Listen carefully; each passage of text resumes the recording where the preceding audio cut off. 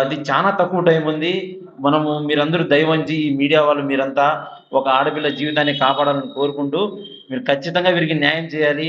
మీరు పై అధికారుల వరకు దీన్ని ఖచ్చితంగా పాస్ చేసి, వీళ్ళ కుటుంబాన్ని కాపాడాలని నేను కోరుకుంటున్నాను. డాక్యుమెంట్స్‌లో చెప్పారు గదా! హ్మ్. అన్నకు 52 ఆ! ఆ! అప్పుడు మీరు చూసుకోలేదా డాక్యుమెంట్స్? మా చేతికి రాలేదు. రిజిస్ట్రార్ గారి దగ్గరికి పోయి, ఇది మీరు మాకు తెలియకుండా ఎందుకు చేశారని అడిగితే కూడా అప్పుడు పేపర్స్ ఇవ్వలేదు.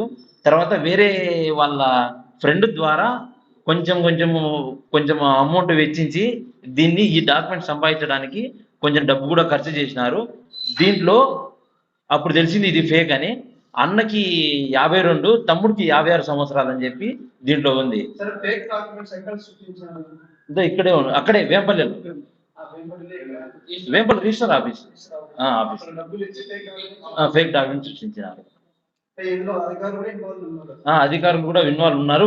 గత వైసీపీ ప్రభుత్వంలో ఇది జరిగింది. ఎలాగైనా సరే ఇప్పుడు కలెక్టర్ గారు గ్రీవెన్సీలకి వెళ్తామంటున్నారు. అదేవిధంగా ఎస్పీ సార్కి కూడా గ్రీవెన్సీల్లోకి వెళ్ళి వాళ్ళ యొక్క బాధని చెప్పుకొని వాళ్ళకి తగిన న్యాయం జరిపించాలని చెప్పి వాళ్ళు కోరుకుంటున్నారు. వాళ్ళు ఏ విధంగా కనీసం రోజువారీ కూలీ జరగడం కూడా వాళ్ళకి చాలా కష్టం. ఇంకంతే హెడ్ క్వార్టర్స్ సెక్రటరేట్ కి దగ్గరకు పోయి కూర్చోవాలనుకుంటున్నాము. ఇక్కడ కూడా న్యాయం జరగకపోతే ఫైనల్ గా ఆయన యూనివర్సిటీ నిధులు నిర్వహిస్తున్నటువంటి యూనివర్సిటీ ముందరే మేము కూర్చొని ధర్నా న్యాయం జరిగేంత వరకు నిరాహార దీక్ష చేయడానికైనా సిద్ధమే. అది